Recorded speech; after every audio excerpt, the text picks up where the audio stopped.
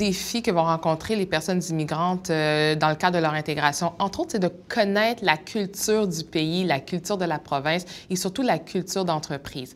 Donc, c'est certain que pour pouvoir s'approprier cette nouvelle culture-là, il suffit, entre autres, de contacter des gens qui sont dans l'entreprise. Donc, c'est ne pas avoir peur de sortir de sa zone de confort. C'est peut-être même de s'informer à savoir quelles sont les réalisations de l'entreprise en question, quels sont les domaines dans lesquels cette entreprise-là s'investit, parce que souvent, ça va donner un portrait ou du moins une idée sur l'orientation et les priorités d'une entreprise. Donc ça, je dirais que ce serait un des premiers défis.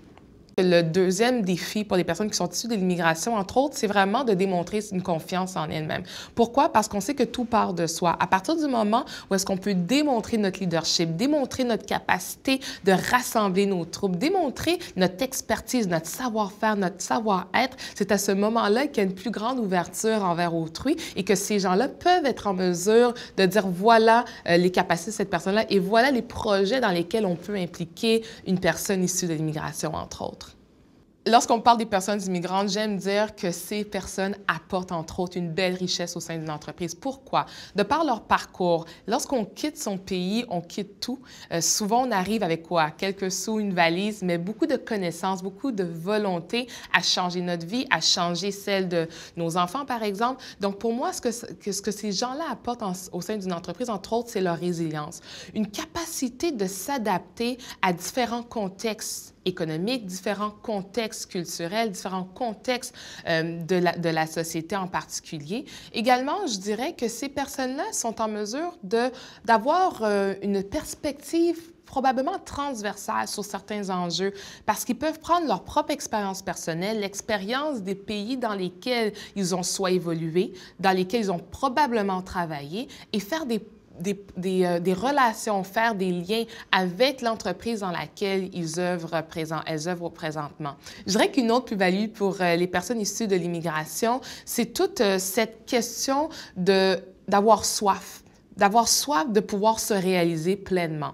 Parce qu'à partir du moment où l'on sait ce que c'est de ne plus avoir rien ou d'avoir peu, la seule chose qu'on veut faire habituellement, c'est d'aller plus loin. Donc, pour moi, il y a cette capacité de ces gens-là d'aller chercher les ressources autour d'elles, que ce soit des ressources financières, des ressources humaines, des ressources intellectuelles, si on peut dire ça ainsi, pour qu'elles puissent être en mesure de s'accomplir pleinement, mais surtout pour qu'elles puissent démontrer leur capacité, leur leadership et leur potentiel réel. Parce que tout est une question de potentiel. À partir du moment où une organisation peut voir le potentiel en une personne, mais elle peut dire, OK, voici les points qui sont peut-être à améliorer, mais on peut tabler sur ce potentiel et permettre à cette personne-là de se développer pleinement.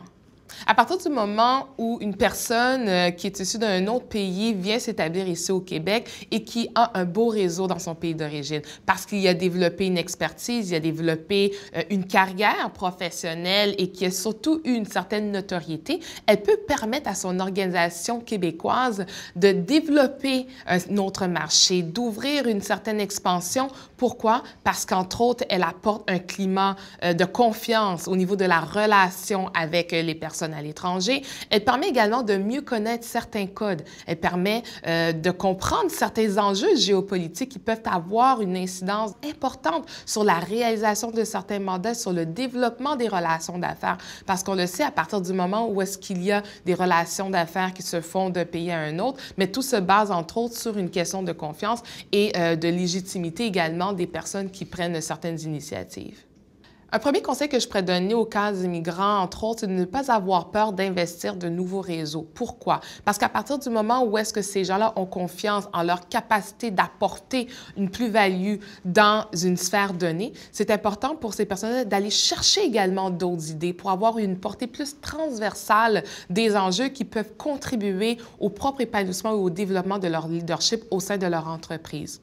Un deuxième conseil que je pourrais leur donner, c'est entre autres l'engagement social. Je suis hyper engagée, c'est de pouvoir investir des conseils d'administration, des organismes communautaires ou des organisations à travers lesquelles ils vont pouvoir partager leur expertise parce que c'est à partir de ce moment-là qu'ils vont continuer de bâtir leur curriculum vitae ici même au Québec. Et on le sait, une expérience, que ce soit au privé, que ce soit au public, à partir du moment où l'on démontre leadership, c'est une plus-value, c'est vraiment quelque chose de positif pour sa notoriété, également pour la réputation que l'on bâtit au sein de nos différents réseaux.